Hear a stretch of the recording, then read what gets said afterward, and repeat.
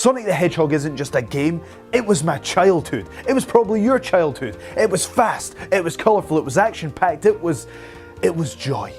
But all those happy memories aside, looking back, what you may not realise is that Sonic the Hedgehog prepared you for the harsh realities of adult life in ways that you may not realise. And that's why today, I'm Joe Hendry, this is What Culture Gaming, and I'm going to be talking about the 10 most intense moments in Sonic the Hedgehog. We're sticking to the glory days of the Sonic the Hedgehog franchise, which is going to be the Sega Genesis / Mega Drive era, so apologies to Sonic Adventure enthusiasts, I am one of them, but not today. Number 10, Angel Island Zone 1 and 2. This is the intro of Sonic 3, and let me just set the scene here.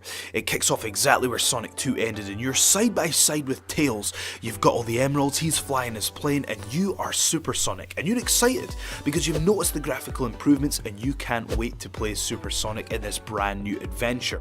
That is until Knuckles tackles you head on and steals your lunch money.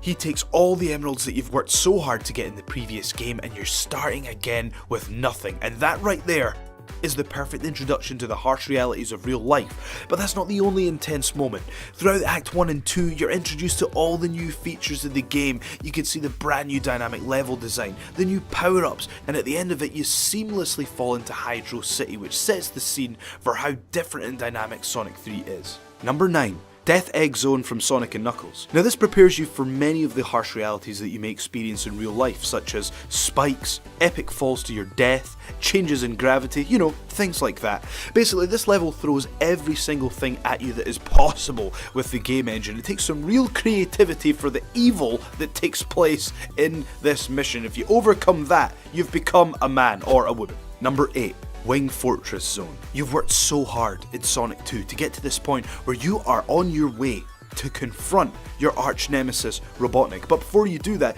you have got to get inside his Wing Fortress Zone. Now let me just set the scene, because you're on top of the plane with Tails, you're suspended in midair, you could fall to your doom at any point, levels fall away at any point, there's guns coming towards you from weird chicken rooster things. It's terrifying on so many levels, and it's intense, and you better have some extra lives in your back pocket if you want to get through the horror that is Wing Fortress Zone. Number 7. The Barrel. If you get the same shudder down your spine that I do, the chances are that your childhood was scarred in the same way that mine was by the infamous barrel that lies in Carnival Night Zone in Sonic 3. What happens is you're met with this barrel and there's nowhere to go and you don't know what to do. Now what you actually have to do is you have to stare up and down to manipulate this barrel, and there's no gameplay, there's no indication, there's nothing that tells you that this is going to be the case. So if you were anything like me, what you do is you spend 10 minutes jumping around with panic, not knowing what to do, and then what happens? You notice the timer.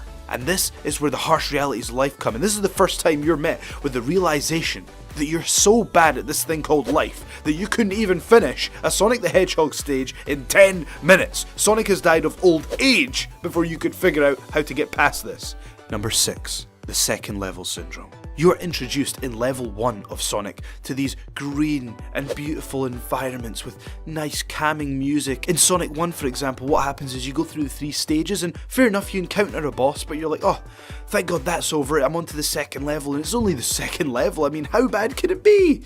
Marble Zone is how bad it can be. After the greenery of the first stage, what you're then welcomed to is lava.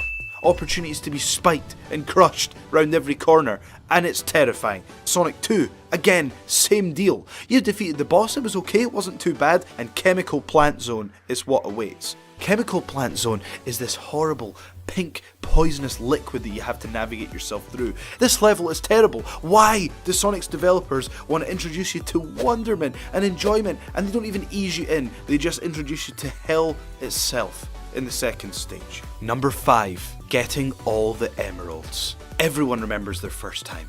And unfortunately, I was a bit of a late bloomer in my first time while I was about 25. But let me just take you to the origin of this story. Because when you're a kid, you're playing Sonic 1. And to complete Sonic 1 as a kid, you should be on the NASA space program, but you've managed to get through Labyrinth Zone, Marble Zone, you've got the boss at the end, you've done it all, and you've got to the end of the game, and you have this sense of achievement, and then what are you greeted with? Robotnik's just standing there, juggling the emeralds, laughing at you, saying it counted for nothing, because you don't have the emeralds. So that first time that you do get all the emeralds, it's glorious. You feel that sense of achievement. You feel like you can take on the entire world. Number 4, boss music.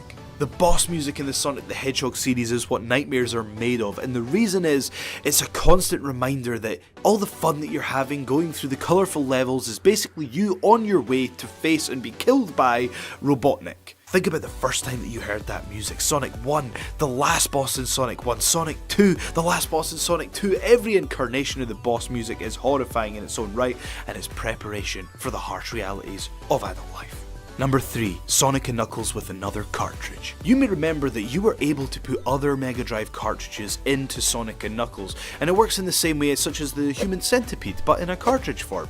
But you may remember that if you don't put in Sonic 2 or 3, if you put in another game, whether it be Sonic 1 or anything else, you're greeted with that message that says, "No way, no way." No way? With a question mark. Word spread amongst you and your friends that if you pressed A, B and C at the same time, you would bypass the no way screen and you would get the opportunity to play a seemingly unlimited number of bonus levels across all the different cartridges using that setup. Now you felt like you just hacked a government database. You felt like you'd broken the Matrix when you did this, and it was a satisfying feeling. Number 2. Death Egg Zone Sonic 2. This is pretty much as rough as it gets. To make it to this stage, you've gone through all the levels in Sonic 2, you've just beat Wing Fortress Zone and you're exhausted. If you're lucky enough to have any lives left, you're standing there, you know what's going to happen, you know it's going to be a boss fight, and you're thinking, cool, I'll collect some rings and then we can go do this. But wait, there are no rings, and then you get the boss. And what you get is a metallic Sonic, that if you hit it on anywhere but the front, it's going to spike you to your death. And if you had enough spare lives to be lucky enough to figure out how to beat Metallic Sonic, you progress and you're thinking, what's possibly next? Hopefully the credits, so we can just wrap this all up. But no, Robotnik's there, and he's got a giant robotic suit, and it's going to be virtually impossible for you to defeat him. And guess what? There's still no rings. But it's actually what's next that annoys me more than anything in the Sonic the Hedgehog series. When you finally defeat Robotnik, he's standing there. He's dead meat. It's your time to get your revenge. You've been wanting to make this comeback for a long time. You chase Robotnik down, but what? What's that? Even with Spin Dash, whatever you do, Robotnik is faster than you. A fat guy. There's absolutely no contest as to what is number 1.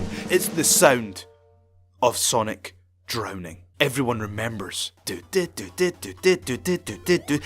It starts slow, it increases with speed, you're looking around for those air bubbles, you can't find one, it intensifies to the point where you're like, please don't die Sonic, please don't die, and then finally, panic stops, and Sonic dies, and he drowns, and in that moment, you have seen more evil than you ever thought you would see. The worst is when you're with Tails, and you're looking for that last air bubble, and you found it, you're going to survive, and then Tails just cheekily jumps up and steals your last air bubble. Those are the moments that truly prepare you for the harsh realities that is the awfulness of real life, and we thank Sonic for doing that for us. I've been Joe Hendry. You can follow me at Joe S. Hendry on Twitter. Thank you so much for watching, and please share and subscribe and leave your comments below.